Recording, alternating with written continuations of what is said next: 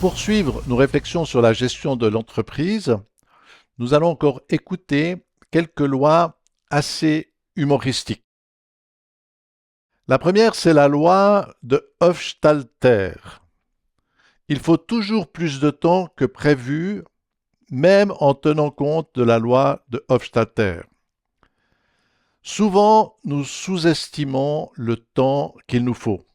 Et même avec de l'expérience, je me fais souvent surprendre. Dans ma tête, cela se fera rapidement. Je me dis, en 3 jours, le travail est réalisé. En réalité, il me faudra 3 semaines. Une autre loi intéressante, c'est la loi de Douglas. L'espace supplémentaire obtenu pour ranger ses dossiers et ses documents sera couvert par encore plus de désordre. Et l'ordre est un aspect très important. Et beaucoup d'ouvriers ou d'entreprises perdent un temps fou à retrouver un outil, un dossier, une information. Le problème n'est pas l'espace, mais notre manière de classer et de ranger. Pour bien ranger les choses, il faut les mettre dans des boîtes ou des classeurs. Par exemple, une pièce qui a une armoire avec des boîtes qui ont encore d'autres petites boîtes. Ce principe s'applique aussi avec l'ordinateur. C'est très important d'avoir une structure, de créer une arborescence. Les fichiers sont mis dans des boîtes qui sont eux-mêmes dans d'autres boîtes et c'est ainsi très important de garder avec soin les factures, tous les emails, les échanges que l'on a. Sur mon ordinateur, par exemple, j'ai des dizaines de milliers de fichiers et sans un classement rigoureux, je perdrais un temps fou et peut-être même que je ne pourrais pas les retrouver. Une autre loi, c'est la loi de Pareto. La proportion de 20% et de 80 ou 80% s'applique à de nombreux domaines. La loi de Pareto nous parle d'une proportion. Souvent, on pense qu'on est arrivé à la moitié du projet alors qu'on n'en a fait que le 20%. C'est un principe qui s'applique en architecture. Les murs sont construits et on se dit qu'on a fait la moitié du projet. Mais en réalité, il y a tout le reste à faire et cela va encore prendre 80% du temps. Attention, les finitions et les petites choses annexes d'un projet peuvent prendre beaucoup de ressources et c'est un aspect qui est souvent sous-estimé. Une autre loi intéressante, c'est la loi de Murphy. Tout ce qui peut mal tourner finira par mal tourner. C'est un ingénieur qui travaillait sur des fusées qui a écrit cette loi. Il avait observé que les problèmes sont capables de trouver les plus petites failles. Par exemple, si vous êtes négligent, eh bien, en ne mettant pas des barrières devant un trou, il est très probable que quelqu'un va finir par trouver ce trou et qu'un accident va se produire. C'est un aspect tragique puisque chaque année, il y a plus de 250 millions de personnes qui sont victimes d'accidents de travail et 6 000 personnes en meurent chaque jour. Les problèmes peuvent aussi venir parce qu'on n'a pas réfléchi aux erreurs que peuvent faire les autres personnes, les utilisateurs, ou bien par exemple des enfants. Un vieux conducteur de taxi avait fait plus d'1 million de kilomètres sans accident. Un journaliste est venu vers lui et lui a demandé « Mais comment avez-vous fait ?» Et cet homme a répondu « C'est simple, quand je suis sur la route, je me dis que tous les autres conducteurs sont peut-être des fous, donc je fais attention. » Donc une bonne gestion, c'est de réfléchir aux choses tragiques qui pourraient arriver. Une autre loi, c'est la loi d'Illich. C'était un prêtre catholique. Au-delà d'une certaine durée, on devient moins productif, voire contre-productif. Ce chrétien avait observé qu'il ne sert à rien de forcer. Un ouvrier ou un patron ne peut pas travailler indéfiniment.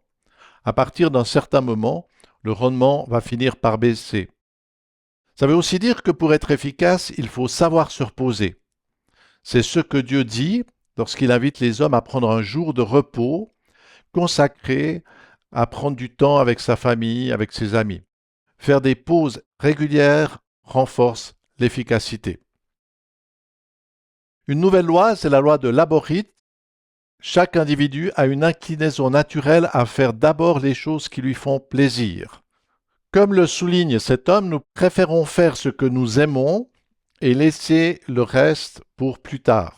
Oui, mais avec le temps, cette chose que l'on repousse toujours à plus tard devient une montagne. Et finalement, c'est mieux de garder les bonnes choses pour la fin, comme une récompense. Je commence par faire ce qui m'ennuie, et après j'aurai du plaisir à faire le reste.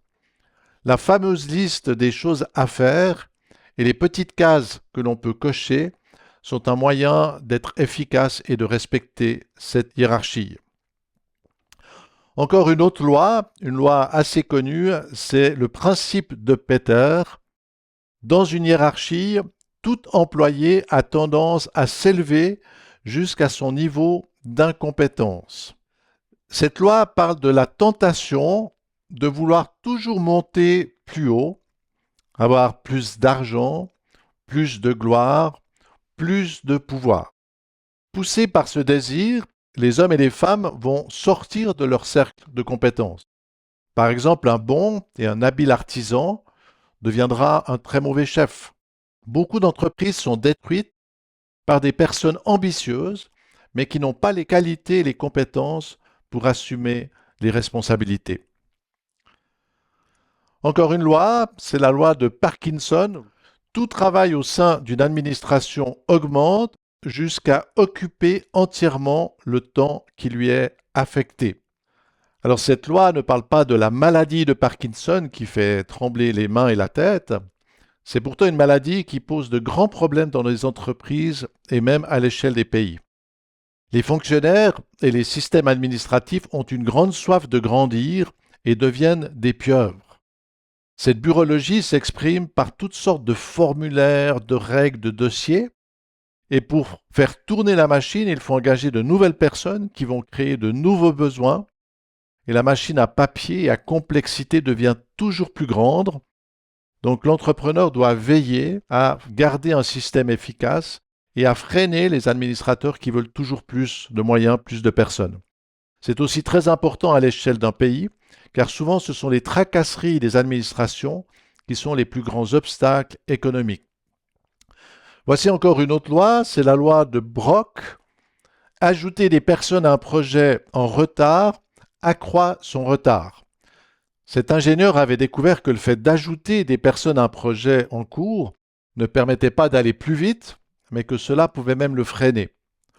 Dans la gestion du travail, c'est important d'avoir des personnes compétentes et qui vont pouvoir gérer efficacement leur temps et leurs ressources.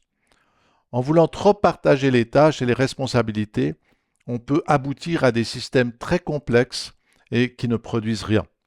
Donc avoir des personnes compétentes et leur donner les moyens de faire ce qu'elles doivent est la bonne manière de gérer un projet. Les quelques lois que nous avons abordées sont le fruit de l'observation et de la sagesse de certaines personnes. À vous peut-être de trouver une nouvelle loi qui pourra servir à d'autres. À noter aussi que vous pouvez lire le livre des Proverbes qui, dans la Bible, contient de très nombreuses lois éprouvées. Pour finir, voici quelques questions à partager en groupe ou à méditer pour aller plus loin. Un grand merci pour votre attention et à de prochaines émissions.